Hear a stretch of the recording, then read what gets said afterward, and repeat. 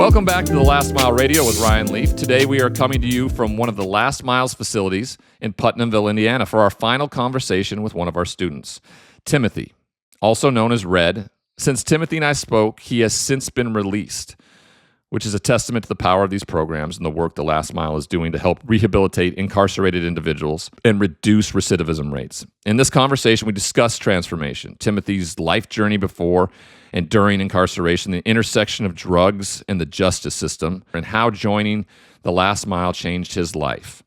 All right, welcome back, Last Mile Radio. We are inside the Indiana Department of Correction, and we've been talking to a few Last Mile students today. We're going to welcome Red. You like to be called Red, right? Red. Easy? That's fine. Easy with that red hair? Simple. Yep. When I grow my beard out, it gets pretty red. I think there's some Viking in us, huh? Yeah. Yeah? Yeah. Welcome Mom and to the Dad. show. Got it from my mom and dad. Yeah, you know? me too. Yeah. Got it from my mom and dad. All right, did you know anything about me, really, when I was coming to town? No. I mean, I heard you were coming to town, but then I heard your name from the class and everybody, And What did you think? I had a couple individuals come up to me and they were like, they told me they were talking some shit beforehand. They're like, what's this guy gonna do? What's he gonna? Oh yeah. How's he gonna relate to me? Yeah. Right. They all had their own opinion. Yeah. Everybody does. Yeah. Yep. They came up afterwards and apologized and everything. What were you? I always had this too when people would kind of come talk to me, or when I was incarcerated, like when they have somebody come in and like, I'm just like, how the hell would you know what I'm going through? All this stuff. What has changed for you on that aspect of things to be more open-minded? Has the Last Mile had an effect on that, knowing that maybe you have a different perspective in terms of a hopeful thought process? Well, absolutely. I think it's just being around the positivity and the drive that everyone else has in the program is just makes me more comfortable, and I feel like I'm a good judge of character. I'll make my own judgment of somebody, but having somebody's feedback from someone definitely makes you think, well, is he actually like this? Like you mentioned your ad in the paper, like lock your medicine up, man. Like that's just not. No, I don't. That's frowned upon. I feel like, That man, was like brutal. Yeah, I guarantee it had to be, man. It was like, I had like all this hope. I was like, you know what? Yeah. Let's. That's what they've been saying about me. But I'm just like, oh yeah, I forgot. That's what I am. Yeah. Can't let other people define you, right? Yeah. Just because we make a bad choice doesn't make us bad people, man. Do you get that? Do you understand the difference between shame and guilt? Well, I'm still trying to do. There's a fine line there, but yeah. Shame is the idea that you're a bad person.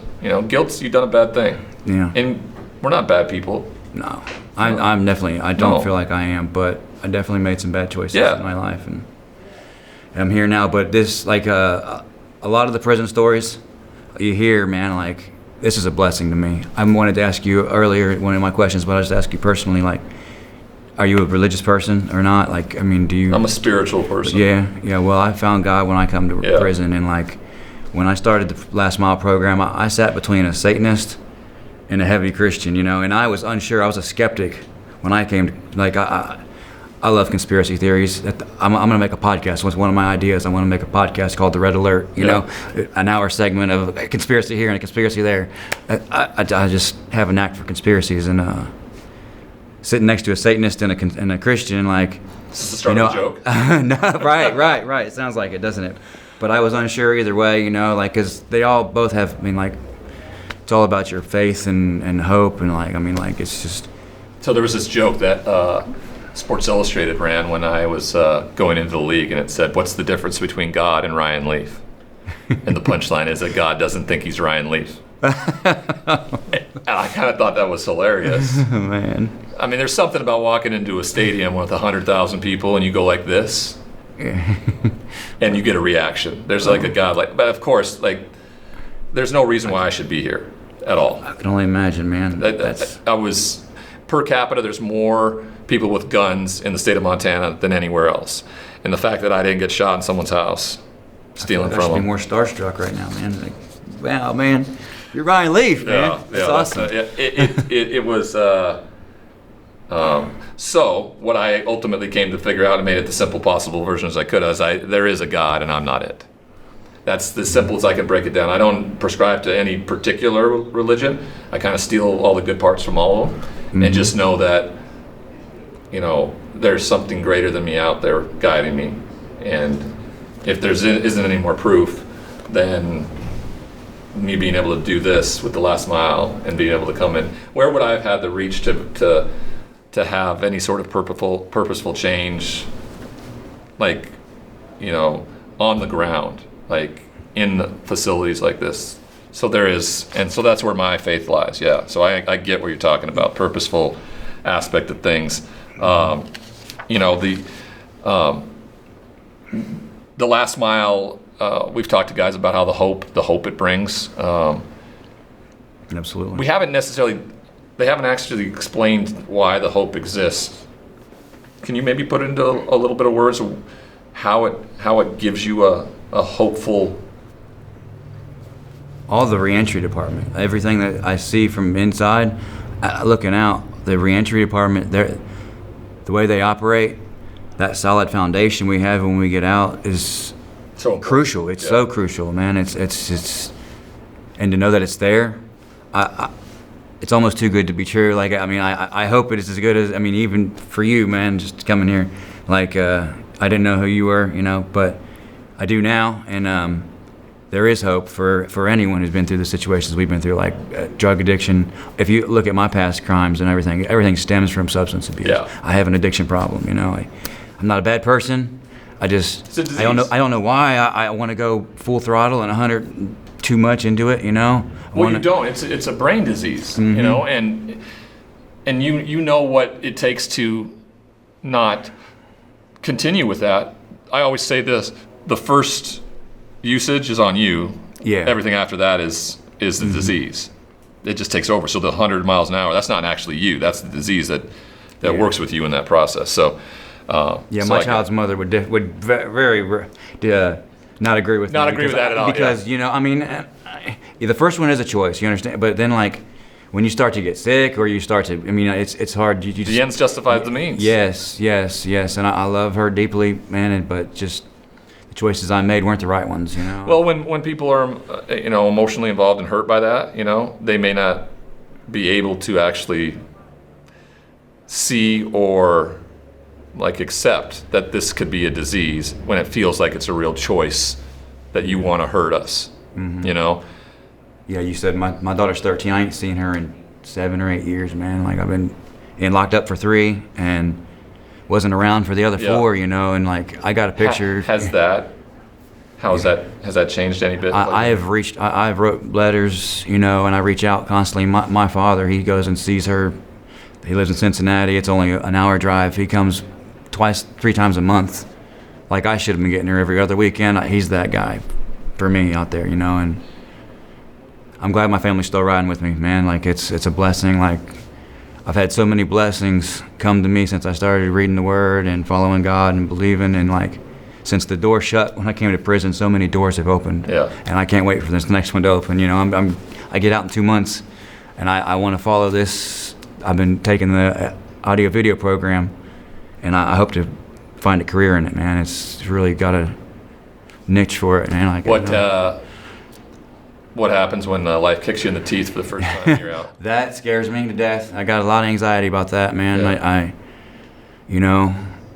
got all these fines and fees and court costs and I got to pay, and I got to report to parole. I've never been on parole. It's my first time to prison. I've done a lot of county time, in and out of counties, but I've been sober this is as long as I've been sober, since I was 12, I'm 36, and How long?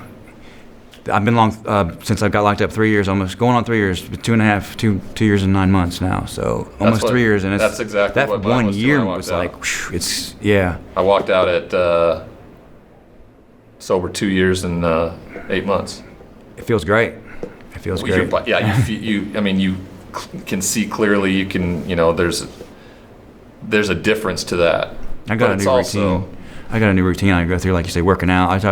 There's a lot more controlled movement in here and a lot more micromanagement, and but keep it that tight. Yes, because if you keep it that tight, it doesn't get bigger, and like things don't get bigger outside that. Like literally, where you're sleeping, you keep the same type of thing. My room was tiny. Like it was just the bed, and it was like I'd roll off the bed, and I'd roll right down to the floor, and I'd get in the sit-up position and push-up position, and just do it. Yep. Like it's just routine is going to be your friend early on, and I think it's important. I'd love to. I'd love to hear a little bit kind of more about what your goals are. What, and I think that a lot of people have an idea of what those are, but they may have been sharpened with the last mile and how. Definitely. Okay. Definitely. I say my top 3 to 5 goals is bond releases, housing, job, and trying to make the bridge the gap relationship with my daughter. Like I've been trying to, but I understand her mother with me being in here. I don't deserve it, right now. But just want to be there when I get out. Those are my top 3. Other relationships I'd like to, just things that's going to come over time. And that you can't control that though either, right? So if you make your amends, people may never trust you again, be willing to do that, and those things you can't control, but it will be up to you to how to deal with it in a healthy, positive way, and that also can change too. Like my PO was not going to let me go to treatment, and then like 3 months later, he just saw the things that I was doing, like just shut up and do the work. Yeah. Show up. Yeah. 90% of it is successul that way, and. So, absolutely, yeah. I just don't be a shitball like we've been. I've been a shitball for a long time, man. I think I did an article for the Players Tribune. It's this platform for athletes to write their own stories instead of having somebody else write it. And I think at the end of it, I think the flat out was like, hey, this is gonna hurt like hell, but you're gonna be okay, and don't be a dick. That's. Yeah. It's as simple as breaking it down to it, and how you want it. What are the things now that are important to you in the values that you want to see that are shared when you move forward? I just want to be reliable, successful. Like I used to have my shit together. I used to know what was important, and what I thought was more important just wasn't. Right. When I started using and stuff and fell off and went down a path I don't wish to go back down again. I'm not coming back to prison. I don't want to come back to prison. This isn't my life for me, man. And my goal is to be successful, whether it be with a career with the last mile or I think what you said first was the most important piece, and I love that. That was the first thing out of your mouth. You said reliable. Yeah, absolutely. I love the fact that I can be relied upon now. That. What's that feel like, man? People hated working with me. I've got a lot of trust issues. Yep. That I deal with personally, and a lot of trust I've broke. And I still do. I still do too. Yeah. Like, it's hard for me to trust people because I don't know whether they want to take advantage of me or something like that. But that's what a therapist is for me. I go talk about it. Yeah. Meetings. I mean, you said meetings. Meetings are huge for me in terms of. Big time for me is going to hear the newcomer for me, knowing what's still out there. Like I don't, the guy that has 32 years, yeah, it's great. How did you? It's okay, but I want to hear the guy that somehow just found a way to make it 24 hours. Yeah. It's a fucking miracle. I couldn't do it. I had to be intervened with. Yeah. I couldn't do it. I needed help, and so those are the miracles to me, and that's the story I want to hear. When you heard me say to the guys today that you all had an opportunity to have a hand in saving someone's life because of your story, because of the shit that you've gone through, did you buy that? Did you believe that? Well, I hope we do. I really hope we do. Why do you think that? I mean, I hope my story can impact somebody. Yeah, the next one coming in, or just. How much where I was at, where I'm going. When I still look back on this, I hope to look back on this and be successful, maybe doing what you're doing or something similar, you know? Yeah, man. You know, I don't... And this is just vocab, and success is irrelevant. Like, success is always, I feel like, a judgment from others. You know, if you feel successful, what does that look like to you? I think the word you said first that came out of your mouth, reliable. Mm-hmm. Like, if you're reliable, if you can be relied upon as a you know, someone who works for a company, or as a friend, or as a father. Mm-hmm. You said showing up 90% of it, right? Showing up. That's success. That's success. Yeah. I don't ever want you to get caught up with the idea that I don't want your self-worth wrapped up in the idea that someone else might think you're successful. Okay. Mm-hmm. Okay. Because it doesn't matter. It doesn't matter if there's a ton of people out there that don't think I'm successful. Right. Well, like you said too, like I felt like what you were trying to say earlier was about giving back. Yeah. Just giving back. The money doesn't matter to you anymore. Whatever. Just giving back. You know. If that. It allows you to remove yourself from the equation. If that helps someone else, then that makes me happy. Really, like I found, instead of being so selfish, the narcissist we are, yeah. I stopped trying to be selfish, and I noticed the more I made other people happy, the more happy I became. You know. So I've had a chance to read about you. I had a chance to listen to some of the stuff you talked about with Chris, and I mean, you're an inspiration to me. Thank you. So, especially dads, because I'm a new dad, mm-hmm. and man, I wake up every day trying to figure out how to do it right and messing up and everything like that. So, just know that if you do the next right thing, that relationship will come back. It just will. It can't not, especially with girls with their dads. Okay. I hear that a lot, man. I hear that a lot, and I know, but my biggest regret is just not being there, man. Like and it will be. Yeah. You know, but you can't change that. Mm-hmm. The only thing you can change right now is what you do next. Exactly. And sometimes that's really hard. Being reliable, I gotta be there. And resentment and stuff like that. So when I tell you, and I show those guys in there, like, you can start today. Mm-hmm. It happens on a daily basis sometimes when I wake up, and I don't wake up in a bad mood often. I wake up and I'm like, this is the greatest day in the world. But if there is or if something happens along the way that disrupts that for a split second, and I use it's a recovery line. You can go, I'm going to start the day over. And people go, what the hell? What are you talking about? You know, it's freaking noon. I go, I don't care. I'm starting the day over. Let's go. You know, and you can. At any point, you can start and become the best possible version of yourself. And I think this program brings that to people, because in a place where there's a lot of darkness, mm-hmm. I think it shines a light and allows you to go back to your room and go, you know what? My perspective is a lot different than everybody else's in this place. And that means I took a step and I'm successful today. A lot of times I tell myself that when I go back to my dorm and stuff. It's just none of these people matter because how have you navigated that in a prison place where negativity and things like that can drive it? If people are jealous of the fact that you have this different kind of mindset and want to rather bring you down or something like that, how have you navigated that process in here to stay on the straight and narrow and do the next right thing? I just try and stay positive all the time, man. I just don't let them bring me down, and I just ignore a lot of the people that do try to bring me down. And there's a lot of them.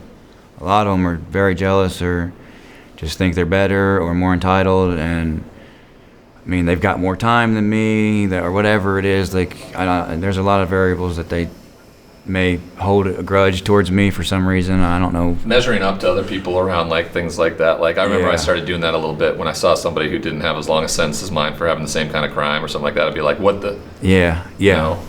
But, you know, that's not you. That's like, you can't control that. No. You know? You control your behavior and your attitude, your effort. Behavior, attitude, and effort. I like that. Yeah, it's a good one. Mm-hmm. It's simple because I'm teaching a 7-year-old to do it, and I didn't figure it out until I was like 40. So. Well, if he gets it, then he's gonna have it. Yeah. All right, Red. All right. Anything you want to share? Anything you want to, maybe your daughter listens to this. I hope she does listen to this and knows that I love her very much. You know, I just hope to be back in contact with her. I can't wait to get back to her and see her, man. I just pray for her every day, man, and I'm blessed, man. I just feel blessed to have her. You hear that, Hazley? Yes. Yep. Hazley, I love you. That's true. Mm-hmm. I can tell that. All right. Fred, thanks for joining us, man. Thank you, Ryan. Really appreciate it. I appreciate you.